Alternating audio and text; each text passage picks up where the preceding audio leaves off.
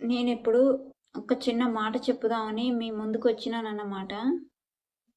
ఒక తాతయ్య తన భార్య చనిపోయినంక కొన్ని రోజుల తర్వాత కొడుకు, కోడలు, మనవడితో భోజనం చేస్తుంటే ఆ డైనింగ్ టేబుల్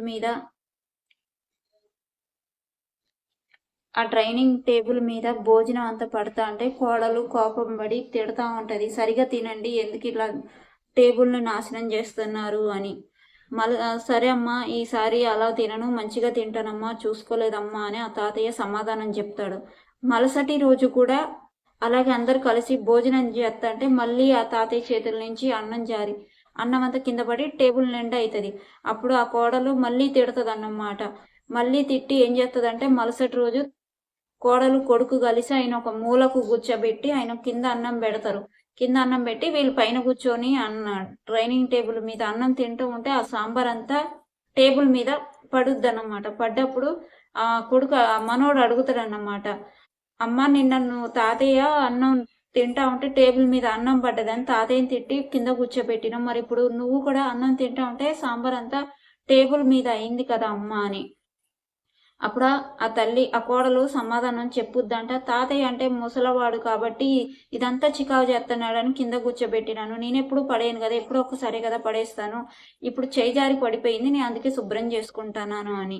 అప్పుడు ఆ మనోడు సమాధానం చెప్తాడు అంట, అమ్మా రేపు మీరు కూడా ముసలి వాళ్ళు అయినప్పుడు నేను కూడా ఇలాగే కింద కూర్చోబెడతానమ్మా, ఎందుకంటే తాతయ్యకి ఒక న్యాయం కాదు, మీకు ఒక న్యాయం కాదు, మీరు ముసలి వాళ్ళు అయినప్పుడు నేను నా భార్య కలిసి మిమ్మల్ని ఇలాగే కింద కూర్చోబెడతామన్నప్పుడే వాళ్ళకు అర్థమవుతుంది అన్నమాట పెద్దవాళ్ళ విలువ, తల్లిదండ్రుల విలువ. మనను బట్టే మన పిల్లలు ఇలా నడుచుకుంటారు, అలా నడుచుకుంటారు, ఎలా నడుచుకుంటారు అన్నది అప్పుడు అర్థమవుతుంది. వాళ్ళ కంట్లోంచి నీళ్ళు కారుతూనే ఉంటాయి.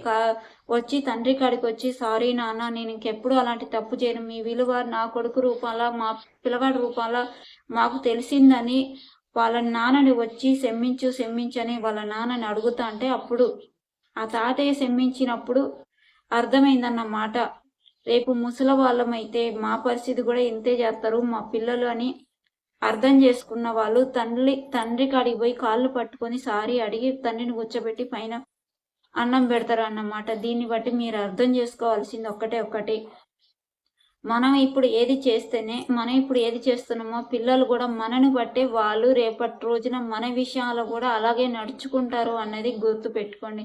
నేను అలా ఉన్న వాళ్ళ కోసం ఈ వీడియో చేసినాను. మిగతా వాళ్ళు అయితే ఎవ్వరు నన్ను తప్పుగా అనుకోకండి.